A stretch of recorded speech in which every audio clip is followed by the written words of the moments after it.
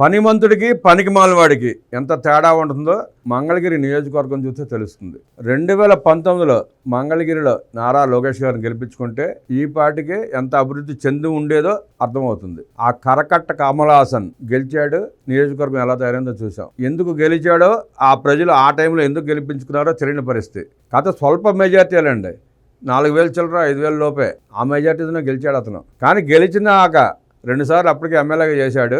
ఆ నియోజకవర్గానికి చేసిన శూన్యం. ఎంతసేపు జగన్మోహన్ రెడ్డి భజన, పేడ తట్టలో వరి పొలాల్లో నాట్లు వేసినట్టు ఫోటోలు, షోప్, అంతే, అంతకుమించి ఏం చేయలే. అంటే ఆ నియోజకవర్గాన్ని గాలికి వదిలేసి అక్కడ దోచుకున్న డబ్బుని వ్యవసాయ రూపంలో మళ్లించుకుని ఇన్కమ్ ట్యాక్స్ చూపించుకుంటాక తప్ప అతను ఏ పని చేయలే. ఒక్క పని చేసిన పాపాన పోలా, ఒక్క గుంట మీద తట్టడి మట్టేసిన పాపాన పోలా. జగన్ రెడ్డి ప్రాపకం కోసమేమో కోర్టులో కేసులు వేసుకుంటూ తిరిగాడు. పనికి మాలిన కేసులు, పనికొచ్చే కేసులు కూడా కాదు. జనాలకు షోఅప్ చేయడాకేమో పేడెత్తుకుంటా, వరి నాట్లు వేసుకుంటా, పొలం గట్ట మీద కూర్చుని అన్నం తింటా ఫోటోలు పిఆర్ చేయించుకున్నాడు, అంతే. అంతకుమించి ఏమీ చేయాలి అతను. సరే, అయిపోయింది. 2024లో ఆ నియోజకవర్గ ప్రజలు అవన్నీ గమనించి అఖండ మెజార్టీ నారా లోకేష్ గారిని గెలిపించుకున్నారు.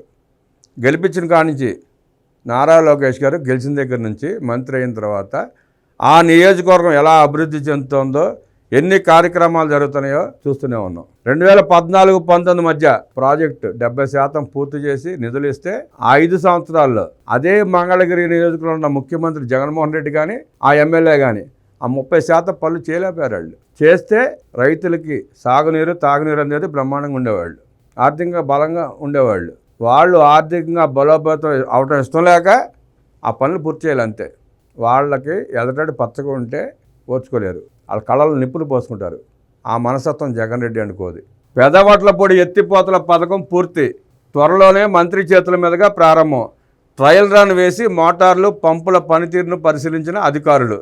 వైసీపీ హయాంలో తీవ్ర నిర్లక్ష్యానికి గురైన ఎత్తిపోతల పథకం 5 సంవత్సరాల్లో 30% పనులు కూడా పూర్తి చేయలేకపోయినా వైసీపీ అధికారంలోకి వచ్చిన 6 నెలల్లోనే యుద్ధ ప్రాతిపదికన పనులు పూర్తి చేయించిన మంత్రి లోకేష్. నారా లోకేష్ కృషి పట్ల కృతజ్ఞతలు తెలుపుతున్న ప్రజలు, రైతులు. ఇప్పుడు ఆ నియోజకవర్గ ప్రజలు ఆ కరకట్ట కమల్ హాసన్ ఇంటికి వెళ్ళి చొక్కా పట్టుకు లాక్కొచ్చి అడగాలి, 30% పనులు కూడా చేయలేని నువ్వు ఎందుకు పోటీ చేసావయ్యా అని చెప్పి నిలదీయాలి. ఓడిపోయినా కనపడలేదండి, ఎక్కడ అడ్రస్ లేడు, మళ్ళీ ఎక్కడున్నాడో తెలియదు. కూటమి ప్రభుత్వ పాలనలో మంగళగిరి నియోజకవర్గ రూపురేఖలు శరవేగంగా మారుతున్నాయి. మంత్రి నారా లోకేష్ ప్రత్యేక చొరవతో అభివృద్ధి పనులు పూర్తవుతున్నాయి. వైసీపీ పాలనలో నిధుల లేమితో నిలిచిపోయిన పెదవట్లపూడి హై లెవెల్ కెనాల్ ఎత్తిపోతల పథకం మంత్రి నారా లోకేష్ చొరవతో పూర్తయింది. దీంతో మంగళగిరి మండలం పెదవట్లపూడి గ్రామంలో ఉన్న హై లెవెల్ కెనాల్ ఎత్తిపోతల పథకం త్వరలోనే మంత్రి నారా లోకేష్ చేతుల మీదుగా ప్రారంభం కానుంది. శుక్రవారం ఎత్తిపోతల పథకం వద్ద ట్రయల్ రన్ వేసి మోటార్లు, పంపుల పనితీరును అధికారులు పరిశీలించారు.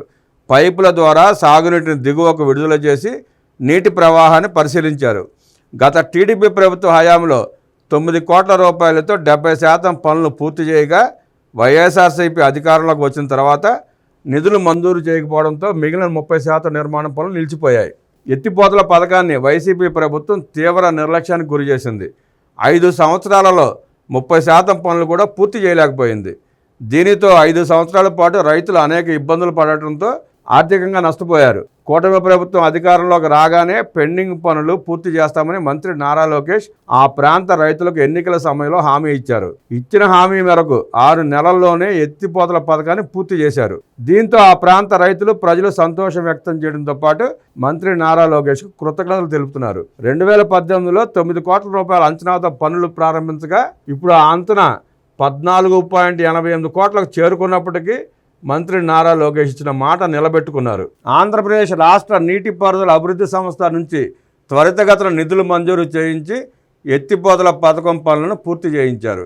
ఈ సందర్భంగా ఎస్సీ వెంకటరత్నం మాట్లాడుతూ త్వరలో మంత్రి నారా లోకేష్ చేతుల మీదుగా హై లెవెల్ ఎత్తిపోతల పథకాన్ని ప్రారంభించినట్లు తెలిపారు.